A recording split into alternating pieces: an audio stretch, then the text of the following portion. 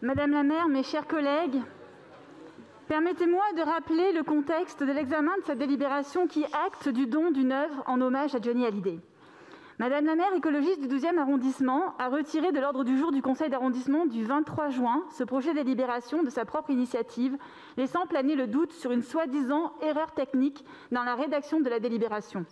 Les élus d'opposition du groupe Changer Paris, en la personne de mon collègue Mathieu Singer, s'étaient pourtant inscrits sur cette délibération. La première chose qui m'interpelle est le rapport qu'entretient la maire du 12e arrondissement avec le débat démocratique. Si un dossier pourtant instruit par la ville ne lui convient pas, elle le retire, elle n'assume donc pas son positionnement, elle ne respecte pas l'inscription de l'opposition, elle ne permet pas le débat. Car oui, il s'agit d'un problème de rapport avec la démocratie, car le retrait décidé de façon autoritaire de la délibération empêche sa présentation, son débat et le vote en conseil d'arrondissement. Après la forme, penchons-nous sur le fond. Johnny Hallyday était une voix exceptionnelle, un artiste aux talents multiples et à la vie trépidante. Il avait de nombreuses passions et les motos en faisaient partie. Les écologistes n'ont pas à réécrire l'histoire de la vie d'un artiste. Ils n'ont pas à vouloir dénaturer ses goûts, gommer ses symboles, le souvenir qu'il laisse dans l'imaginaire collectif.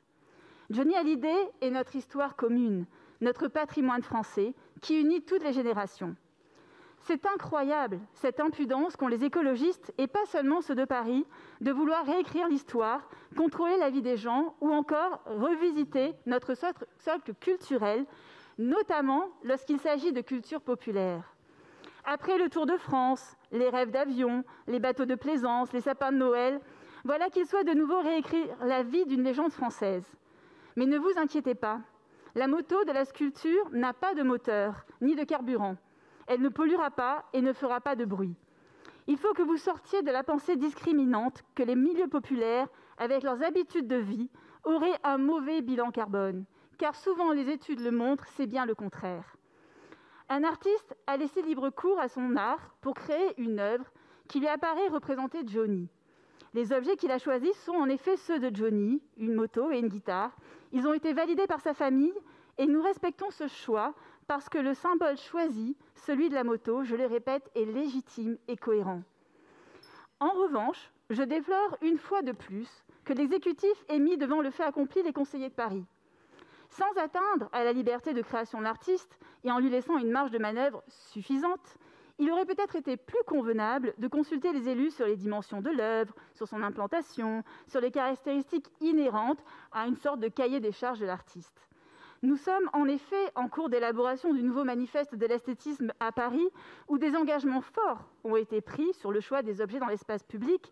Je vous cite, monsieur le premier adjoint, cher Emmanuel Grégoire, « Nous ne pouvons plus penser les objets de manière isolée. Il faut les relier à leur environnement et à leurs usages. » Voici une nouvelle illustration du « faites ce que je dis, pas ce que je fais ». Ceux qui ont bien connu Johnny Hallyday savent qu'il était d'une infinie gentillesse avec ses proches, mais qu'il était aussi perfectionniste, minutieux et ne laissait pas de place au hasard dans son travail. C'était un grand travailleur, particulièrement exigeant. Et je pense qu'il ne nous en aurait pas voulu si nous avions aussi mis quelques exigences autour de l'œuvre qui va lui rendre hommage.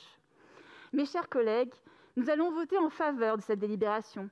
Et en guise de conclusion, je dirais aux élus écologistes de cet hémicycle, nous ne vous demandons pas forcément d'aimer les motos, mais seulement d'aimer la France, d'aimer sa culture populaire et de respecter la mémoire d'un immense artiste qui a fait et continue de faire vibrer aujourd'hui encore toutes les générations, Johnny Hallyday.